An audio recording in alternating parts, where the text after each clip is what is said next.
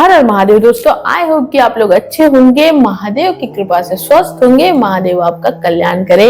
हम फिर से आगे एक नए पार्ट को लेकर, एक नए अध्याय में, एक नए एपिसोड में। आपने पुराना जो अध्याय था, जो पिछला अध्याय था, 5वां अध्याय, उसमें आपने देखा था कि नारद जी ने शिवगणों को जो श्राप दिया था उससे उनसे कैसे मुक्ति का मार्ग बताया। नारद जी ने खुद अपने आप को कैसे मुक्ति दी इस पाप से। तो अब हम बढ़ चुके हैं 6ठे अध्याय पे और देखते हैं कि 6ठे अध्याय में क्या है। तो पाठ का शुरू करते हैं। उससे पहले आप चैनल को सब्सक्राइब जरूर कर लीजिए ताकि एक भी पार्ट मिस ना हो। चलिए शुरू करते हैं। महाशिवपुराण का रुद्र संहिता का 6ठा अध्याय क्या कहता है। महाप्रलय काल में केवल सद ब्रह्मा की सत्ता का प्रतिपादन, उस निर्गुण निराकार ब्रह्मा से ईश्वर मूर्ति सदाशिव का प्रकट्य, सदाशिव द्वारा स्वयं भू शक्ति अंबिका का प्रकटीकरण, उन दोनों के द्वारा उत्तम क्षेत्र काशी का प्रादुर्भाव, शिव के वाम अंग से परम पुरुष विष्णु का आविर्भाव तथा उनके सकाश से प्राकृत तत्व की क्रमशः उत्पत्ति का वर्णन। तो ये बहुत ही अच्छा इंटरेस्टिंग अध्याय है, तो इसे जरूर श्रवण करिएगा। इसमें महाकाल, ये जो सदाशिव महादेव है उनका प्रकटीकरण, और जो पार्वती माता का प्रकटीकरण, विष्णु जी का वो कैसे प्रकट हुए, ये सब कुछ है, तो श्रवण जरूर करिए। ब्रह्मा जी बोले, हे ब्राह्मण, हे देव शिरोमणे, आप सदा समस्त जगत के उपकार में ही लगे रहते हैं। आपने लोगों के हित की कामना से ये बहुत उत्तम बात पूछी है। जिसके सुनने से संपूर्ण लोगों के समस्त पापों का क्षय हो जाता है, उस अनामय शिव तत्व का मैं आपसे वर्णन करता हूँ। शिव तत्व का स्वरूप बड़ा ही उत्कृष्ट और अद्भुत है, जिसे यथार्थ रूप से ना मैं जान पाया हूँ, न विष्णु जी जान पाए हैं और ना अन्य कोई दूसरा ही जान पाया है। जिस समय प्रलय काल हुआ उस समय समस्त चराचर जगत नष्ट हो गया। सर्वत्र केवल अंधकार ही अंधकार था, न सूर्य ही दिखाई देते थे और ना ही ग्रह नक्षत्र का भी पता था।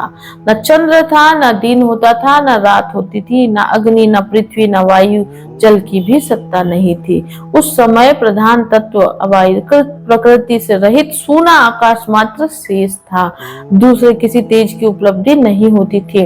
अदृष्ट आदि का भी अस्तित्व नहीं था। शब्द और स्पर्श भी साथ छोड़ चुके थे। गंध और रूप की भी अभिव्यक्ति नहीं होती थी।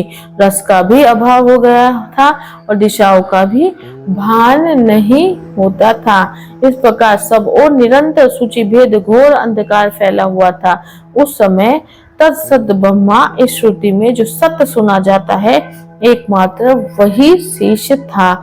जब ये वह ऐसा जो इत्यादि रूप से निर्दिष्ट होने वाला भावात्मक जगत नहीं था, उस समय एकमात्र वह सत्य ही शेष था, जिसे योगी जन अपने हृदय के भीतर निरंतर देखते हैं। वो सत्व मन का विषय नहीं है, वाणी की भी वहां तक कभी पहुंच नहीं होती। वह नाम तथा रूप रंग से भी शून्य है। वह न स्थूल है, न कृश है, न दीर्घ है, न लघु है और न गुरु ही है। उसमें ना कभी वृद्धि होती है और ना हाश्र ही होता है। श्रुति भी उसके विषय में चकित भाव से है, इतना ही कहती है, अर्थात उसकी सत्ता मात्र का ही निरूपण कर पाती है। उसका कोई विशेष विवरण देने में असमर्थ हो जाती है। वो सत्य ज्ञान स्वरूप, अनंत परमादायक, परम ज्योति स्वरूप, अप्रमेय, आधार रहित, निर्विकार, निराकार, निर्गुण, योगी, नम्य, सर्वव्यापी, सबका एकमात्र कारण, निर्विकल्प, निराभमाया, शून्य, उपद्रव रहित, अद्वितीय, अनादि, अनंत, संकोच विकास से शून्य तथा चिन्मय है। जिस पर ब्रह्मा के विषय में ज्ञान और अज्ञान से पूर्ण उत्तियों द्वारा इस प्रकार ऊपर बताए अनुसार विकल्प किए जाते हैं, उसने कुछ काल के बाद सृष्टि के समय आने पर द्वितीय होने की इच्छा प्रकट की। उसके भीतर एक से अनेक होने के संकल्प उदित हुआ। जब उस निराकार परमात्मा ने अपनी लीला शक्ति से अपने लिए मूर्ति आकार की कल्पना की, वो मूर्ति संपूर्ण ऐश्वर्य गुणों से संपन्न, सर्व ज्ञानमयी, शुभ स्वरूपा, सर्वयापनी, सर्वरूपा, सर्वदर्शनी, सर्वकारिणी, सबकी एकमात्र वंद्य, सर्वगात, सब कुछ देने वाली और संपूर्ण संस्कृतियों का केंद्र थी।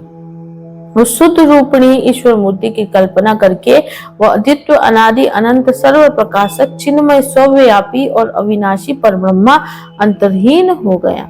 जो मूर्ति रहित परम ब्रह्मा है उसी की मूर्ति है।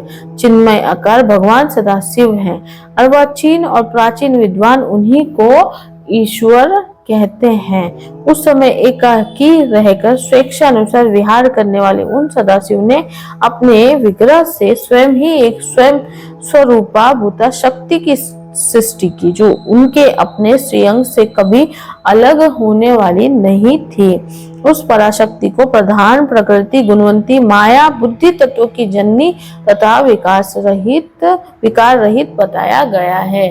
वह शक्ति अंबिका कही गई। उसी को प्रकृति सर्वेश्वरी त्रिदेव जननी नित्या और मूल कारण भी कहते हैं। सदाशिव द्वारा प्रकट की गई उस शक्ति की 8 भुजाएं हैं। वो शुभ लक्षणा देवी के मुख की शोभा विचित्र है। वह अकेली ही अपने मुखमंडल में सदा पूर्णिमा के एक सहस्त्र चंद्रमाओं की कांति धारण किए हुए हैं। नाना प्रकार के आभूषण उसके श्रेयांगों की शोभा बढ़ाते हुए हैं। वो देवी नाना प्रकार की गतियों से संपन्न है और अनेक प्रकार के अस्त्र शस्त्र धारण करती है। उसके नेत्र खिले हुए कमल के समान जान पड़ते हैं। वह अचिंत्य तेज से जगमगाती रहती है। वह सबकी योनि है और सदा उद्यमशील रहती है। एकाकिनी होने पर भी वह माया संयोगवशात अनेक हो जाती है। वे जो सदाशिव है उनमें परम पुरुष ईश्वर शिव शंभु और अनीश्वर कहते हैं। वे अपने मस्तक पर आकाश गंगा को धारण करते हैं। उनके बाल देश में चंद्रमा शोभा पाते हैं। उनके 5 मुख है और प्रत्येक मुख में 3 नेत्र हैं। 5 मुख होने के कारण वे पंचमुख कहलाते हैं। उनका चित्त सदा प्रसन्न रहता है। वे 10 भुजाओं से युक्त और त्रिशूलधारी हैं। उनके श्रेयांगों की प्रभा कपूर के समान श्वेत गौर है। वे अपने सारे अंगों में भस्म रमाए रहते हैं। उन काल रूपी ब्रह्मा ने एक ही समय शक्ति के साथ शिवलोक नामक क्षेत्र का निर्माण किया था। उस उत्तम क्षेत्र को ही काशी कहते हैं। वो परम निर्वाण या मोक्ष का स्थान है जो सबके ऊपर विराजमान है। ये प्रिया प्रियतम रूप शक्ति और शिव जो परमानंद स्वरूप है उन मनोरम क्षेत्र में नित्य निवास करते हैं। वो काशीपुरी परमानंद रूपणी है। हे मुनि, शिव और शिवा ने प्रलय काल में भी कभी उस क्षेत्र को अपने सानिध्य से मुक्त नहीं किया है। इसीलिए विद्वान पुरुष उसे अविमुक्त क्षेत्र भी कहते हैं। वो क्षेत्र आनंद का हेतु है, इसलिए पिनाकधारी शिव ने पहले उसका नाम आनंदवन रखा था। यानी कि जो काशी विश्वनाथ बोलते हैं, जो काशी है उसका नाम जो पहले था वो आनंदवन रखा था महादेव ने। उसके बाद वो अविमुक्त के नाम से प्रसिद्ध हुआ। हे देवर्षि, एक समय उस आनंदवन में रमण करते हुए शिवा और शिव के मन में ये इच्छा हुई कि किसी दूसरे पुरुष की भी सृष्टि करनी चाहिए, जिस पर सृष्टि संचालन का महान भार रखकर हम दोनों केवल काशी में रहकर इच्छा अनुसार विचरण करे और निर्माण धारण करे। वही पुरुष हमारे अनुग्रह से सदा सबकी सृष्टि करे, वही पालन करे और अंत में वही सबका संहार भी करे। ये चित्त एक समुद्र के समान है। इसमें चिंता की उतार तरंगे उठ उठ कर इसे चंचल बनाए रहती है। इसमें सत्व गुण रूपी रत्न, तमोगुण रूपी ग्रह और रजोगुण रूपी मुगे भी भरे हुए हैं। इस विशाल चित्र समुद्र को संकुचित करके हम दोनों उस पुरुष के प्रसाद से आनंद कानन काशी में सुख पूर्वक निवास करें। ये आनंद वन ये वह स्थान है जहाँ हमारी मनोवृत्ति सब ओर से सिमट कर इसी में लगी हुई है तथा जिससे बाहर का जगत चिंता से आतुर प्रतीत होता है। ऐसा निश्चय करके शक्ति सहित सर्वव्यापी परमेश्वर शिव ने अपने वाम अंग भाग के 10वें अंग पर अमृत का सृजन किया।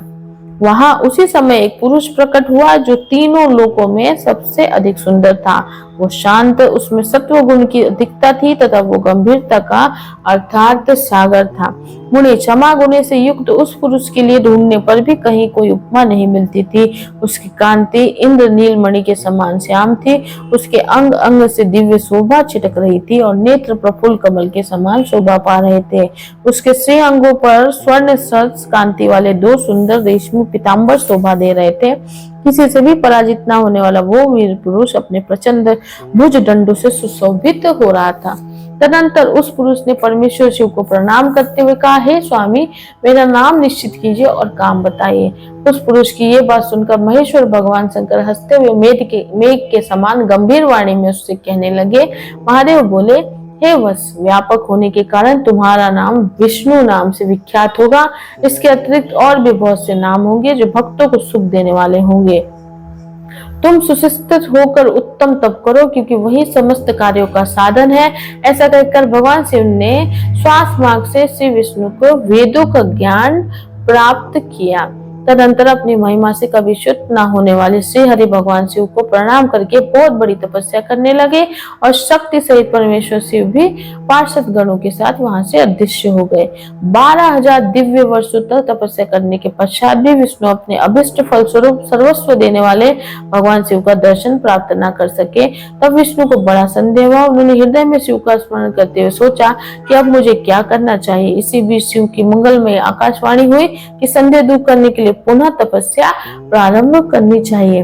शिव की उस वाणी को सुनकर विष्णु ने ब्रह्मा में ध्यान को अवस्थित पूर्ण दीर्घकाल तक अत्यंत कठिन तपस्या की। तदनंतर ब्रह्मा की ध्यान व्यवस्था में ही विष्णु को बोध हो गया आया, और वे प्रसन्न होकर ये सोचने लगे कि वे महान तत्व है क्या। उस समय शिव की इच्छा से तपस्या के परिश्रम में निरंतर विष्णु के अंगों से अनेक प्रकार की जलधाराएं निकलने लगी।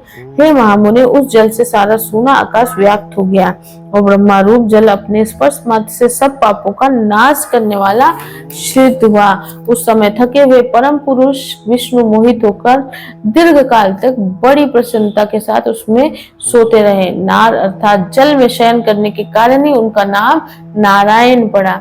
ये श्रुति समस्त नाम प्रसिद्ध हुआ। उस समय उन परम पुरुष नारायण के अतिरिक्त दूसरी कोई प्राकृत वस्तु नहीं थी। उसके बाद ही उन महात्मा नारायण देव से यथासंभव सभी तत्व प्रकट हुए। हे महामते, हे विद्वान, मैं उन तत्वों की उत्पत्ति का प्रकार बता रहा हूँ, तो सुनिए। प्रकृति से महत्व प्रकट हुआ, और महत्व से सत्वादि तीनों गुण। इन गुणों के भेद से ही त्रिविध अहंकार की उत्पत्ति हुई। अहंकार से 5 तन मात्राएं हुई, और उन तन मात्राओं से 5 भूत प्रकट हुए। उसी समय ज्ञानेंद्रियों और कर्मेंद्रियों का भी प्रादुर्भाव हुआ है। मुनिश्रेष्ठ, इस प्रकार मैंने आपको तत्वों की संख्या बताई है। इनमें से पुरुष को छोड़कर से सारे तत्व प्रकृति से प्रकट हुए हैं, इसीलिए सबके सब जड़ हैं। तत्वों की संख्या 24 है। उस समय एकाकार हुए 24 तत्वों को ग्रहण करके वे परम पुरुष नारायण भगवान शिव की इच्छा से ब्रह्मा रूप जल में सो गए। इस प्रकार श्री शिव महापुराण के अंतर्गत द्वितीय रुद्र संहिता के प्रथम खंड में सृष्टि विष्णु उत्पत्ति वर्णन नामक छठा अध्याय पूर्ण हुआ। हर हर महादेव। आपने देखा कि छठे अध्याय में विष्णु जी जो है वो जो पालन करता है उनको महादेव ने कैसे उत्पन्न किया। उन्होंने अपने वाम अंग पे जो अमृत छिड़का, उसकी वजह से विष्णु जी की उत्पत्ति हुई। और विष्णु जी को बहुत सालों तक उन्होंने तपस्या करने के लिए बोला, क्योंकि उन्हें पता नहीं था क्या है क्या नहीं, और इसलिए उनका ये जो नाम है नारायण वो भी कैसे बढ़ा उसका भी आपने श्रवण किया। तो आई होप कि आपको ये जरूर पसंद आया होगा। तो इसका श्रवण पूरे ध्यान से, पूरे मन और चिंतन से करिएगा, और हम मिलेंगे आपको अगले अध्याय में अगले पाठ के साथ। तब तक अपना बहुत बहुत ख्याल रखिएगा। हर हर महादेव।